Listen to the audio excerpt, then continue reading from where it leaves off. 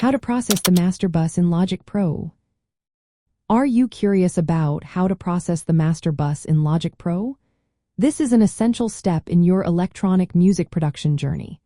The master bus is the final stereo channel where all your tracks come together before reaching the audio output. Understanding how to process this bus can significantly shape the sound of your entire mix. First, let's talk about what the master bus does.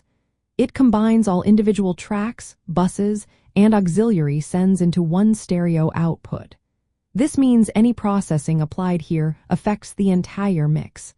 It is important to be subtle with your adjustments to maintain balance in your mix. Setting up the master bus in Logic Pro is straightforward.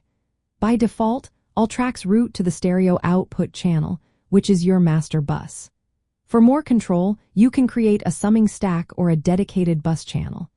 This allows you to group multiple tracks or elements before they hit the stereo output, making it easier to manage your mix. Now, let's discuss some common processing techniques you can use on the master bus. One of the first tools you might want to use is equalization. A gentle, broad EQ can help shape the overall tonal balance. For electronic music, you might want to tighten the low end or add brightness to the highs. Cutting unwanted mid-frequencies can also create more space in your mix. Next, consider using compression. A bus compressor can help glue your mix together and control dynamics effectively. A compressor with a slow attack and medium releases is often ideal. This setting preserves transients while adding punch and cohesion. Another technique is to add saturation or harmonic exciters. Subtle saturation can introduce warmth and character to your electronic sounds, making your mix feel lively rather than sterile. Stereo imaging is another useful tool. Carefully using stereo widening tools can enhance the spatial feel of your mix without causing phase issues. Lastly, limiting is essential for controlling peak levels and increasing perceived loudness.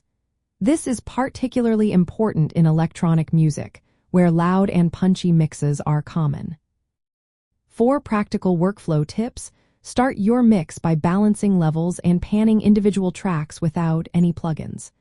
Move to the master bus early in the mixing process to add initial glue and tonal shaping. This can guide your mixing decisions on individual tracks. Using stock Logic Pro plugins like the channel equalizer, compressor, and adaptive limiter can yield professional results without needing third-party tools. You can also automate master bus parameters during different sections to add dynamics and interest. For example, increasing energy in choruses or reducing intensity in breakdowns can make a big difference. Remember to avoid heavy processing that drastically changes the mix. The master bus should enhance your mix rather than fix it. By applying subtle EQ, compression, saturation, stereo enhancement, and limiting, you can ensure your electronic music mix sounds cohesive and polished, ready for mastering or releases.